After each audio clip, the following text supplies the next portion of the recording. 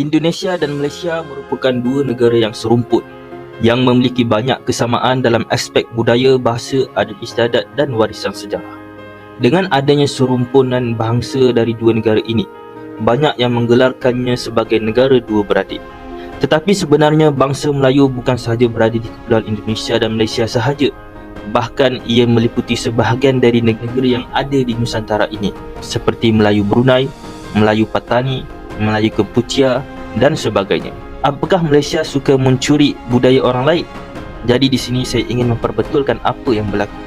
Sebelum itu, saya menjemput anda semua untuk tekan butang like dan butang subscribe supaya lebih banyak lagi video yang boleh anda tonton selepas ini. Asal-usul Melayu melibatkan sejarah yang sangat kaya dan kompleks dengan pengaruh dari berbagai budaya, migrasi dan interaksi antara suku bangsa di wilayah Nusantara.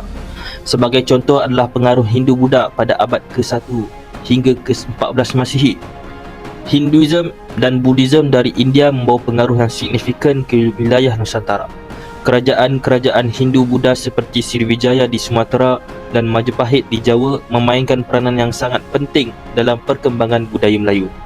Dan contoh yang lain adalah seperti Islamisasi terhadap seluruh bangsa Melayu pada abad ke-13 Masihi. Islam mulai masuk ke wilayah Nusantara melalui hubungan perdagangan dengan dunia Arab dan Parsi. Pengaruh Islam semakin berkembang pada abad-abad berikutnya dan menjadikan agama dominan di sebahagian besar wilayah Melayu sehingga ke hari ini. Bahasa Melayu dan bahasa Indonesia adalah dua varian bahasa yang sangat mirip dan memiliki akar yang sama dalam rumpun bahasa Melayu Polinesia. Meskipun ada perbezaan dalam penggunaan beberapa kata, dari kedua-dua bahasa ini dapat saling dipahami dengan mudah oleh penutur asli bahasa Melayu dan bahasa Indonesia itu sendiri. Seterusnya adalah faktor yang menjadikan Malaysia dan Indonesia ini serumpun adalah penyebaran budaya Melayu yang mendominasi di kedua negara. Seni muzik seperti wayang kulit, cak lempong atau seni tarian seperti zapin, kuda kepang dan lain-lainnya menjadikan sebahagian penting dari identiti budaya di Indonesia dan Malaysia. Banyak kesenian tradisional seperti tarian gamelan, pakaian batik dan baju Melayu memiliki pengaruh Melayu yang kuat di kedua negara ini. Selain itu, Indonesia dan Malaysia memiliki sejarah yang saling terkait terutama melalui perdagangan maritim dan perjalanan bangsa Melayu di wilayah Nusantara. Perjalanan bangsa Melayu yang membentuk kerajaan-kerajaan seperti Sriwijaya, Majapahit, Melaka dan Kesultanan di wilayah ini memberikan kondisi bagi perkembangan budaya dan sejarah Melayu di Indonesia dan Malaysia. Tetapi malangnya, pihak penjajah seperti British dan Belanda menjadi faktor utama kepada perpisahan bangsa Melayu dari dua negara ini. Makanan tradisi masyarakat Melayu seperti rendang, ketupat, dodol, asam pedas, ini semua adalah makanan tradisi orang Melayu.